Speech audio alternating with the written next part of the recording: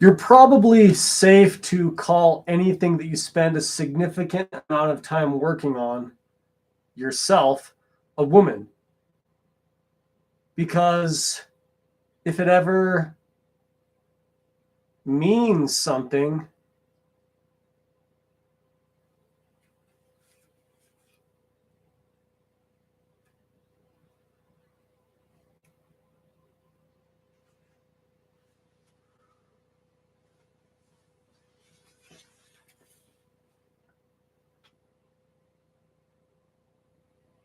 you're probably wrong about it.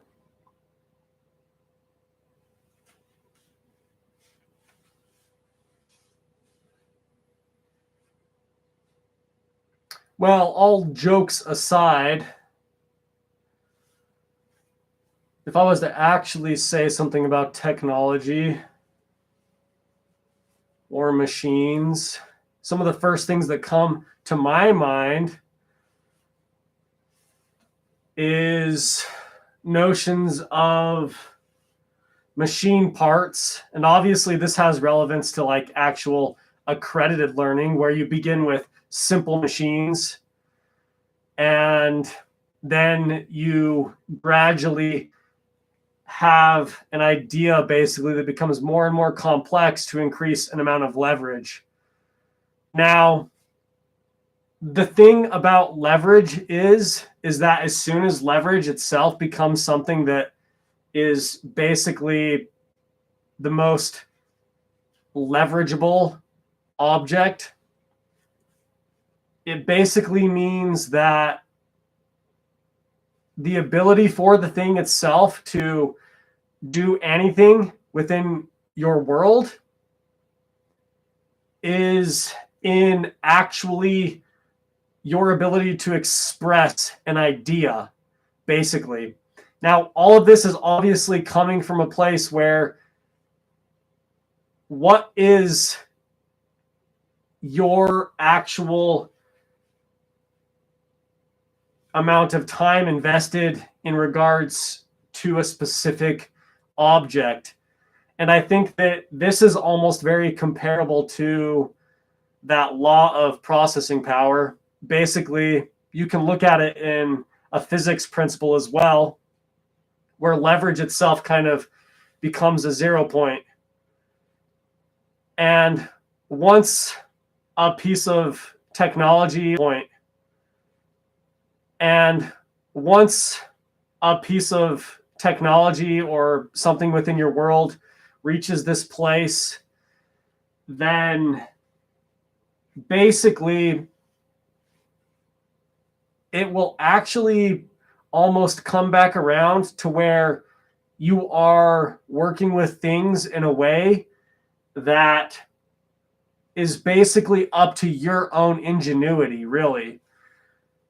It's not necessarily up to the machine at any point in time at that point, because up till that point, you were basically following a plan, right? And you could say that almost this is just like following and leading dynamics, really, anyways. But you can say, oh, well, there's a very complex machine. But still, if the machine itself has somebody who's working with this object that has no idea of some way of actually imagining a creative way to work with this device, then it's basically obviously no different than working with a pen and paper, really. Now, you can then sort of go back to this a little bit and look at what I just said in regards to this leading and this following type of mechanic, where basically that all has to do with being something that is very plain, okay?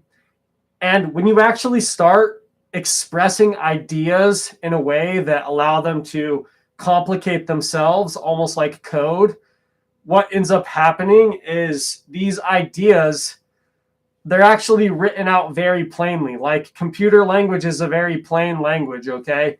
It's a language that is almost super plain, if that makes sense at all, because you can reach these hyperbole points basically.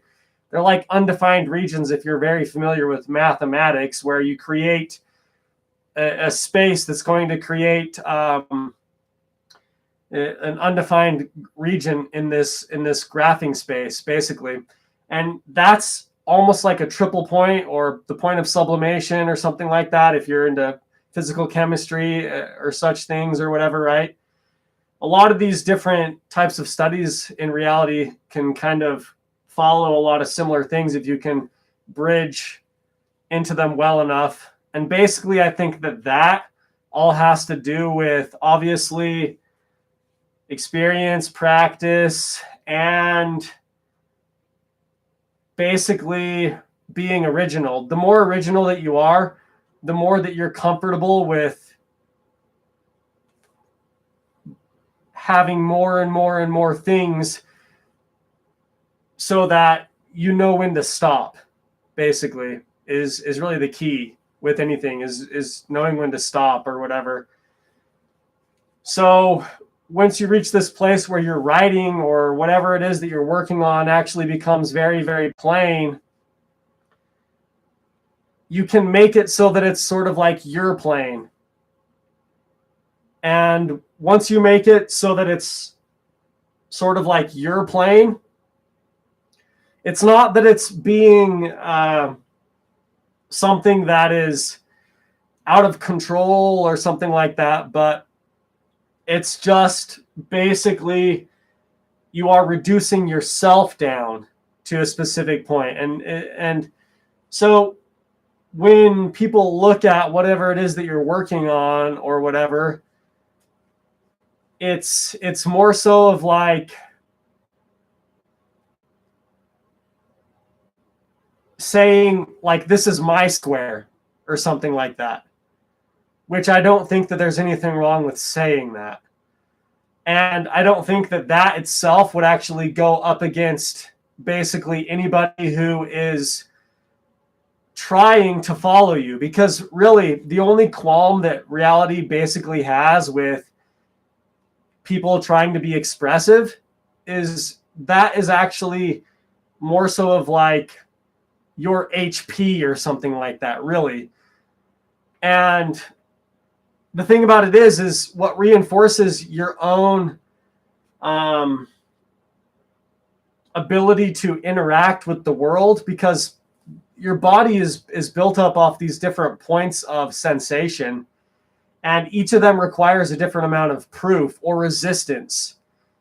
And so what ends up happening is you have to prove things in a way that basically proves other things. Okay?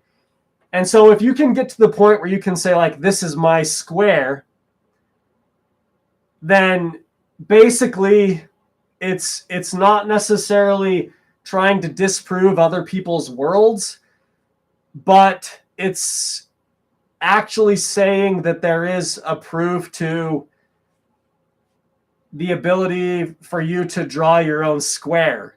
Basically, I talk a lot, and I talk a lot recently about drawing my own circle, because I think that if you don't, then you're basically just following the whole fool me once, fool me twice, whatever kind of thing. And if you can't get to the place where you're kind of comfortable with saying that you believe there is a place for you to actually make decisions, then I don't think that any of this would be a problem for you anyways. But if you're in that place where you're kind of in the gray area between all those things, then you should try to figure out a place that you can think personally.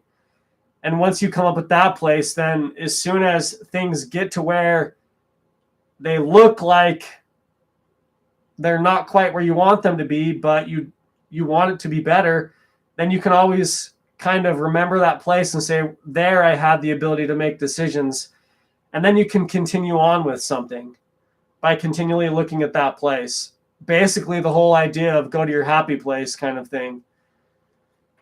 So once you get to the place where you can kind of like draw your own circle or draw your own square, basically, it really is coming to the place where obviously if you do it well enough, then it's not going to necessarily be questioned. But it's like if it is, then you can say the only thing that would question me is something that is like personal anyways.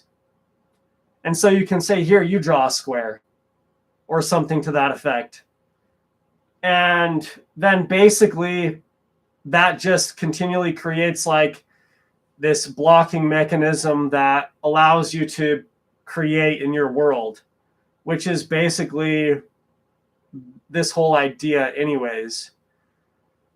And I think that something else, which is kind of a goal for a lot of people that are interested in technology and the sciences and those sorts of things, is they want to get to a place of freedom and ease and something to that extent, right?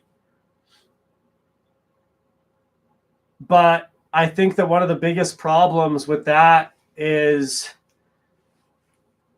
that's kind of like the idea of going backwards, really, if you think about it. Getting into orbit or something to that extent, right?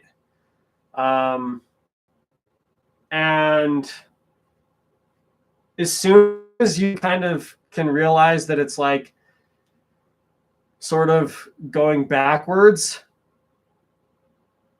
that vision that you have of whatever the future is, an obsession with the future or something like that, the more that you can realize that this is probably the best way to deal with that. Because obviously, if anything was truly perfect, then it would be like the whole thing, like nothing lasts forever. But in this case, you can then flip all those ideas, because then you can say nothing is the only thing that lasts forever.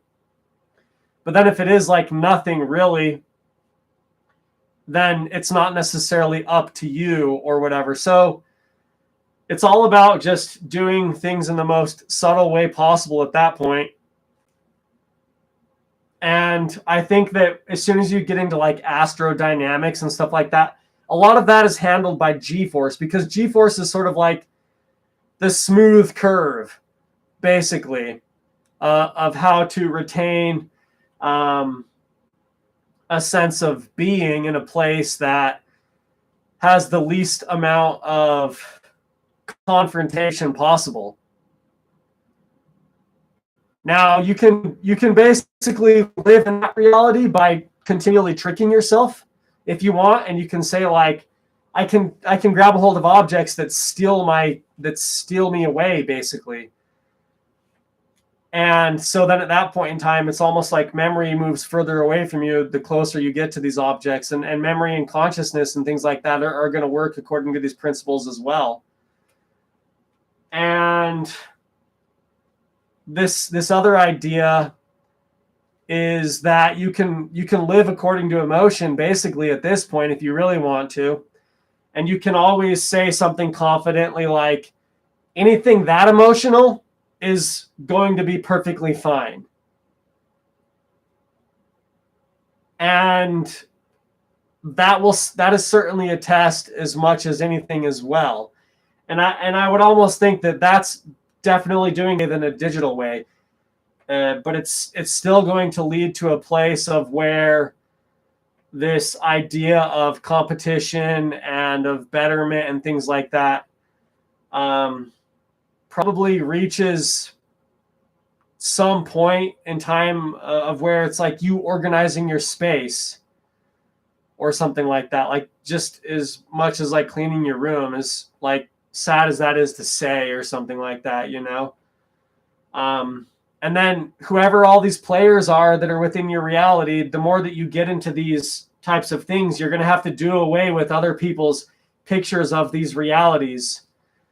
And you're just going to have to say, like, this is my reality. basically. This is my square, or this is my circle, whatever. And obviously, at that point in time, the complex things, like whatever, you know what I mean? Like the complex ideas and things within your reality or whatever, that's all the space inside, basically. And as soon as you create that boundary, then you can actually elaborate on that space inside. And then so as much as that space inside at the point in time in which you actually make some sort of gain in your life or progress, that's the space that allows you to prove yourself to yourself or whatever. Then you'll have the time to actually fill in that space. And once you fill in that space, you fill it in with whatever you want. Anyways, there you go.